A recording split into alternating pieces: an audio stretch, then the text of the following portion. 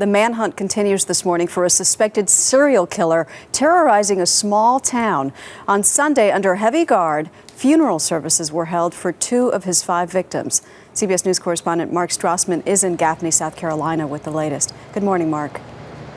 Good morning, Maggie. This community is waking up rattled this morning, and 100 state and local investigators working this case 24/7 realize that. They know they have to put a stop to this. A serial killer has targeted the city of just 13,000 people, scared people. Gaffney grapples with the unthinkable. 5 murders and a serial killer still at large. Only 15, Abby Tyler was the youngest victim. It's devastating. Hillary Kay met Abby as toddlers in daycare. As teens, they ate lunch together every day. On Thursday night, someone shot Abby and her father in their family appliance store. He died there. She died Saturday in the hospital. She never did anything to anybody. That smile, I'll miss the smile. This sketch has generated hundreds of tips.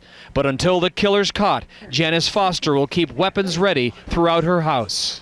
The town is more or less on lockdown, so nobody can just walk in or out.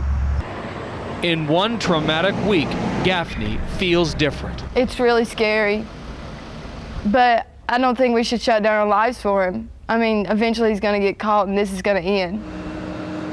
But for now, streets are generally empty because many people are going out a lot less, and when they do, it's generally not alone.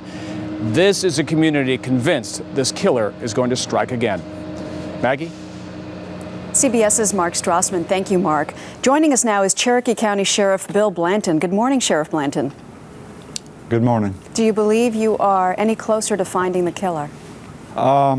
We don't have him identified yet, but yes, every day that we can work it, we're getting close, yes. I think we are. Tell us a little bit about what you do know. Do you believe these killings are random or linked? Well, we don't, they're all linked by the fact that the same murder, and that's what he is, that the same person has killed all these people. He's been at all the crime scenes, so they're linked that way, but any other, does he know them or know all 3 of them or all 3 incident locations? We don't have any evidence to that yet. Do you know anything about him? Witnesses, and we have probably 5 or 6 that have seen him. Put him between 6'1" and 6'3", and probably 230 to 250. Salt and pepper hair.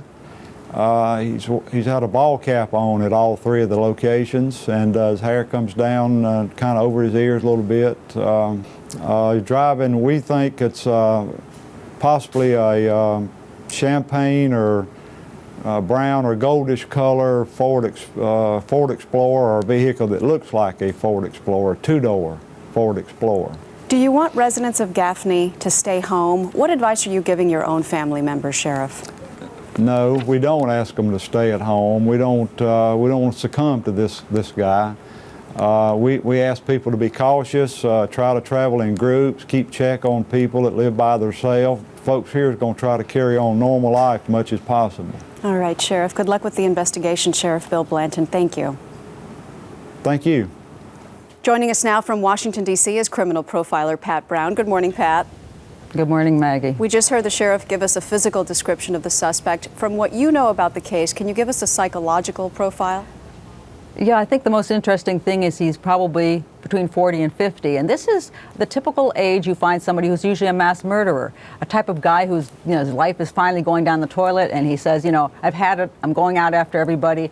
And I would not say he's a serial killer, I'd say he's more of a spree killer. That's a mass murderer in slow motion. He's kind of suicidal, but he's going to take everybody out on the way. So I think they're looking for a middle-aged guy his life is pretty much, he figures, over. Mm-hmm. And he's probably not that far from the area, either a local guy or right outside in one of the towns surrounding it. So if it's a spree killer, that suggests that these victims are targeted randomly. Does that mean the victims of this town are basically powerless?